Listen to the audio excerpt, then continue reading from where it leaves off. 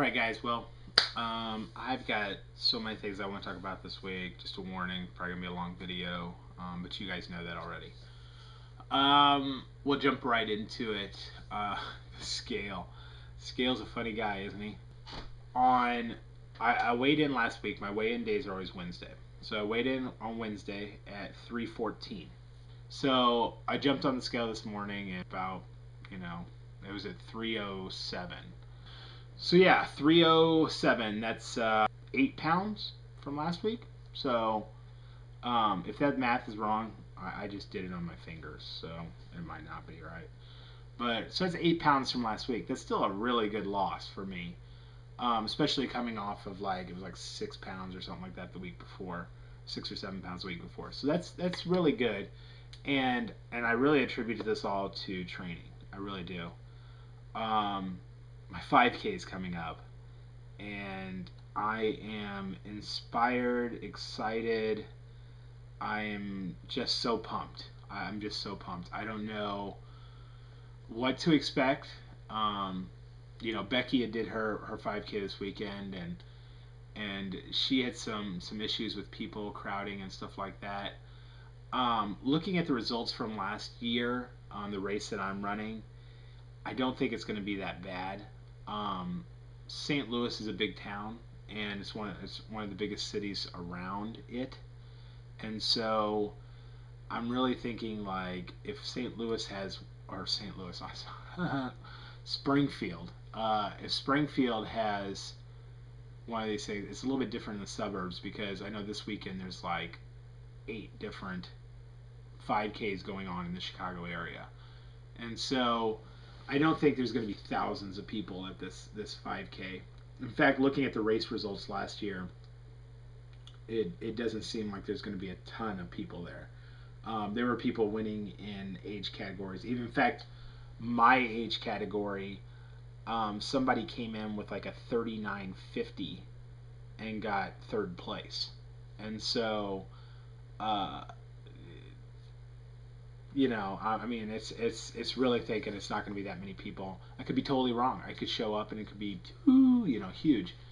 One of the issues with keeping this one small, though, that I think is going to keep it small, is that the YMCA that's doing it is a local YMCA just for this town and maybe the town next to it, and they didn't open up registration until 2 weeks ago. And so usually you can sign up months and months ahead of 5Ks, and this one is only open for there's only a 2.5 week registration time. And so I don't think it's going to be that big. I really don't. So I don't know, but I could be completely wrong. But for me, this is a huge. It's more than the accomplishment. I got to be honest with you. Let me tell you a little story. Let me tell you the story to kind of explain to you where I'm coming from with the story I'm going to tell. You guys know that I come from a background with the Jesus. I come from a background where we have an expectation of miracles, and it is where we are trying to become a people where the supernatural becomes the natural. And so with me, I've prayed for people, and I've seen when they're giving up old things that have chained them down and stuff like that, they have this kind of overwhelming reaction to almost throw up. And I've known the whole time that this 5K was a major battle, but I didn't know how much until 2 days ago when I ran my run. I've been coming in consistently in the 40s, somewhere around. I think the best time I've done is 43:10 or something like that. I might have done 42. I don't know. I'm making this up off the top of my head because I don't want to get my phone out and look at it. But I had done a really bad run, I think on Thursday or something like that. I had a 44 something, but I had had like this coughing fit for a quarter of a mile.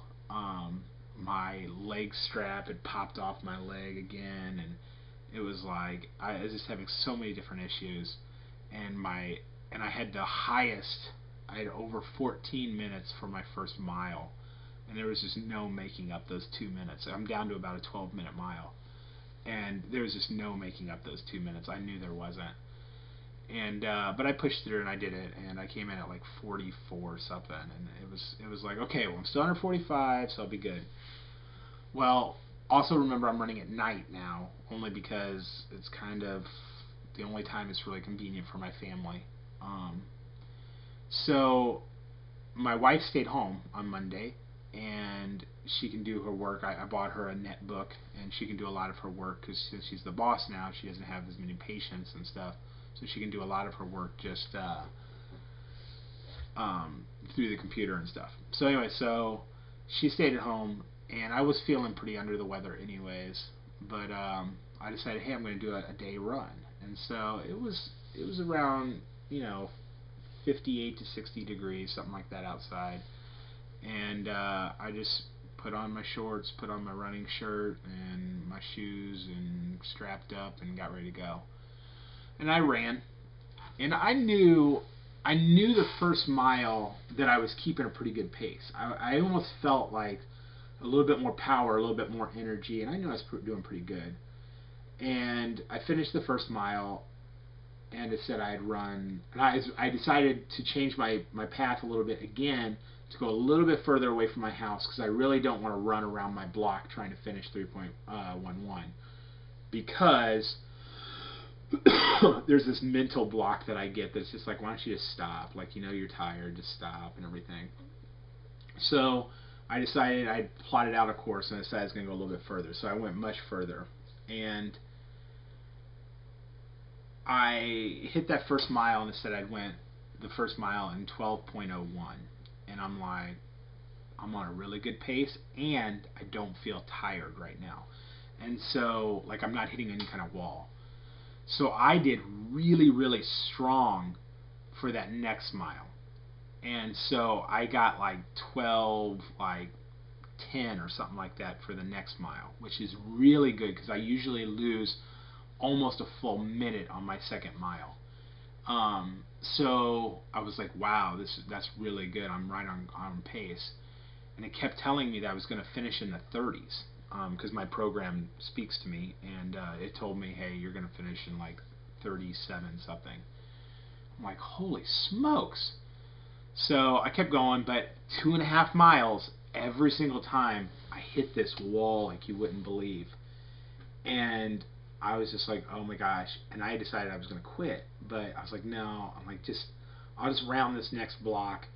And because I still had to go 1 block past my house.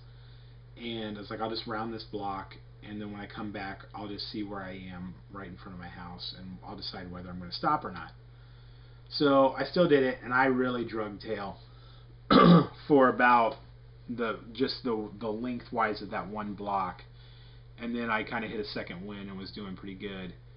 And then I just really started pumping and just really getting a good pace going, and then it told me that I had completed 3 miles, and I was projected to do like 38.49 or something like that.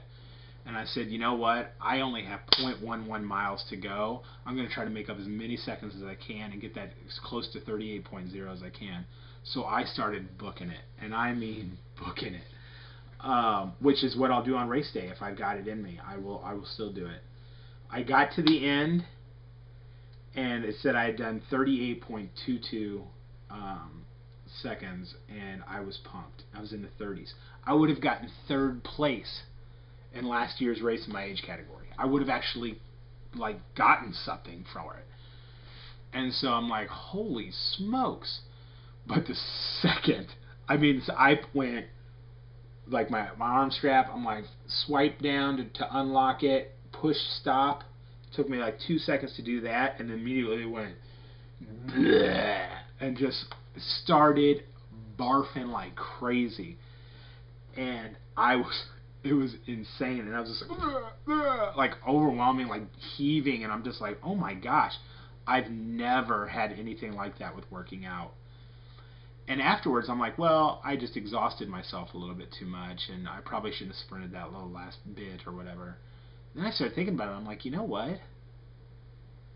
0.11 miles is really nothing. And I'm like, I was running, but it wasn't like I was like in a full like, sprint. I was just going at it. And I prayed about it, and I'll tell you, I really felt like it was like that last little getting the enemy out of me. And just, it was almost a spiritual thing of just, get out of me. Get out of me. You just can't stay here, The Bible tells us where there's light, there can be no darkness. And light penetrates even the shadows. And it's a manipulator. And if there's a shadow and you put a little light on it, the shadow goes away or it has to move away. And there's so much light in my life right now that the shadows are having to leave. And I really felt like this was just a spiritual, get the snot out. This guy just did something that he didn't think he could do. I'll tell you what, in 3 to 3, maybe 2.5 weeks worth of training for this deal, to get a 30-something minute time is like, well, I mean, I even was talking to my buddy who's going to run it with me. He's just going there to support. He's just going to run, keep pace with me, and even though he could probably easily beat me, he's just going to keep pace with me just to be there as an encouragement. He's a great friend. I actually disciple him, but he and I went to the same school together, and it's just we've just really hit a friendship like you wouldn't believe. And he's a guy who got a couple of words for me right in the beginning that confirmed words that I got, and he's been a real encouragement through this whole thing. So he's doing this race with me, and I was telling him about it, and he's a runner, and he was like, whoa, that's really good actually. I'm like, you think so? And he's like, oh dude, trust me, that's a really good run. Like, that's something to be impressed with. And what was awesome was, after talking to him and after going through the situation, I really was able to sit back and go, you know what? I'm selling myself short. I'm going to do this 5K, but as soon as I'm done with the 5K, I'm going to begin the training for 10K. I am capable of doing it. Mentally, I didn't think I had it in me. Even if something happens and I just can't handle this course, and now I'll say the course that I picked out for myself, the trail that I run, is far more hilly than what I'm going to experience. I got some pretty serious, pretty major hills. Even my neighbor who runs who just ran the Boston Marathon was like, "Why did you pick out that course? Like that's pretty hardcore. I wouldn't do that in training." And I'm like, "Well, there's hills in my course." He's like, "It's not that hilly. It's hilly, but it's not that hilly." And I'm like, "Well, it's just what I decided to pick. I felt like it would give me the best endurance and train me."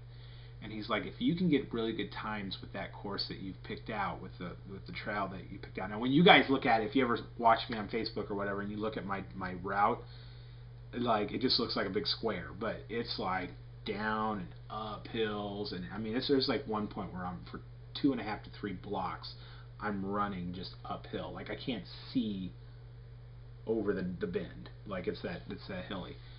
And then I run down just like a half a block, and then I start running back up again. So it's a pretty intense run. And so he's like, "If you can do that, you should have no problem running your 5K."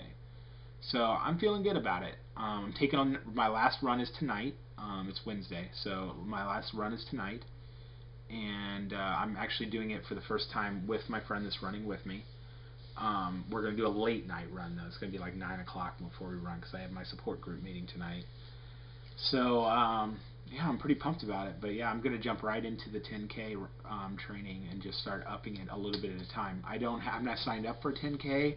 I'll probably try to look for one in September, September, October, and then just keep training. I mean, 6.22 miles doesn't seem like a whole lot right now. When I first hit 3.11, I was like, okay, I could barely walk a half a mile 7 months ago or 8 months ago. And I'm like, now I'm running this, but I'm like, I can do it. And I can run the whole time. It's not even an option to stop, like running. It's just like, you just run it. So I just have to get the endurance for this last mile or something, this third mile. Once I can get the endurance where I feel like I can run consistently and keep even up it to a 12-minute pace, then I'm gonna up it and start running an extra half mile to a mile, and then just keep going from there. So it doesn't end here, but this is a major milestone for me in the whole overcoming category. I believe that when I run this race on Saturday, I've officially overcome weight. Everything that I have left is kind of like if you used to be like this hardcore druggy biker dude and you got all the weird tattoos all over your body and stuff like that. Those are remnants of your past. And it's the outward showing that you used to be something that you are. And when you look at the excess weight and stuff like that, it's not who I am anymore. And I believe Saturday that I'm putting a nail in Satan's coffin and I'm moving forward with my life. And not to say I won't have other obstacles and stuff like that, but for this, it's like now I've taken control and it's going to be a huge thing for me. So I guess finally, I'm seeing it like I'm in a weird place right now with my weight. I've lost so much weight, and I've begun to still keep losing inches. When I was an athlete, I was about this size. I just didn't have the flab. I just had muscular build and stuff like that. And so I'm at the place where I'm completely and totally out of clothes. I can now wear all the clothes that I used to wear from then. I can wear my jersey and all this kind of stuff now. And I don't know what happens after this. You know what I mean? Like, it's like I'm kind of at that place where I remember I'm a 46 now in my waist. I remember, and a 2X. I remember being a 42. When I started college, I was a 42. And I was a 42 for a few years. I remember the day I became a 44. I remember going shopping. I remember it. I don't remember becoming a 46 or 48 that I know of. But shirt-wise, I was always wearing a 2X during this time. And I don't ever remember when I went from 1X to 2X. I always was. But see, the problem was that around the time that I was a 42 up till being a 46, 48, wide leg jeans were popular. You know, wearing a little bit baggier clothes, that was popular. So I don't know when I became and all. Like, I don't know what my real size was because I always wore clothes a little bit bigger and stuff like that. So I don't know. Is the thing. I just don't know. But I found myself ordering from American Eagle. I got some 48s here, and they finally were delivered to me on Saturday. And I put them on, and they were loose. I mean, they weren't like, you know, oh, I shouldn't wear these, but they were okay on me. And my wife was like, should you send them back for a 46? And then she's like, and at first I was like, yeah, maybe I should. And then she's like, no, don't do that. Just just go ahead and keep them and wear them, because she's like, they're not tight on you, but they don't look like they're completely going to fall off you. So it's like, okay, so I kept them. Well, I can tell you this, by Sunday, I wore them that day and I wore them the next day. And by Sunday, they were so amazingly loose on me that I was having to hold them. And I realized I'm probably a 46 now. I don't know where it went. Like, I got 50, like, a month ago, I got 50s and 48s. And I got one pair of 50s and one pair of 48s, and the 48s were, they fit the old Staley. The old Staley would have always wore clothes a little bit tighter, just because I didn't want to submit that I was a bigger size. So I would have wore 48s in the old days. But 50s is really what I wanted to wear, because I'm wearing shirts that are more, they're fitted, but they're not like, they're loose still. They're not like a skin tight shirt or whatever, but they're a little bit tighter than I would typically wear my shirts. Meaning that every once in a while you might see a little mushroom top or something like that coming out. But I don't know. Like, it just, I one day, like a week and a half ago or so, I just one day was like washing all my clothes, and I was washing the 50s, and the 50s were pretty loose. They were starting to come loose, and it's like, oh, I'm going to slip this pair of 48s on, because I was expecting a package, and I had to wash the other pants, and so I put them on, and they were like normal on me, and I'm like, whoa, like, whoa. So it was a little crazy for me, and that's when I ordered the 48s. So now I'm 46, and I've already had to order 46s, so they're coming and they're on their way. And I know that they're going to be perfect. So I don't know where it goes from here. Like, I know it goes down from here. I know that, but I'm at the place where I cannot fathom being smaller. Like, it's the weirdest thing in the world, but it's like I cannot put my mind around it. I was actually starting to purchase clothes for maintenance. Like, I was starting to fill up my closet and everything. I mean, I'll tell you right now, my closet has two things hanging up in it. My old team jacket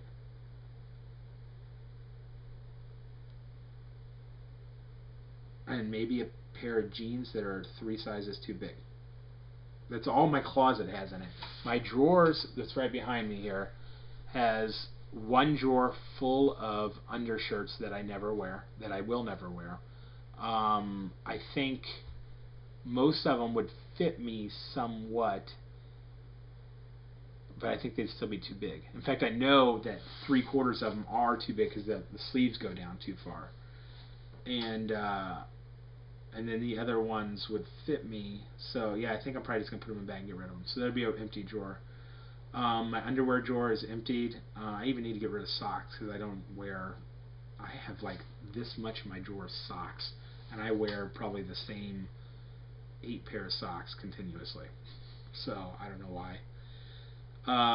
But then if you look down, the very bottom drawer has my Bears jersey, my football jersey, my Urlacher Bears jersey for football season, and that's it. The next drawer up has a bunch of, like, this is what I call a ministry shirt, which was the trip 2008. They gave me this shirt. I could never wear it. Now it's, loose on me. So it's full of ministry shirts. And then the next drawer is clothes that I actually wear, like shirts that I actually wear currently. That's all I got.